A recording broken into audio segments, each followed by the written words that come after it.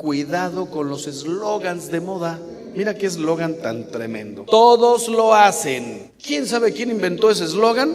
Pero se inventó para jóvenes y se lo han metido aquí y aquí. Todos lo hacen. Se aplica a todos los temas, a todos los casos.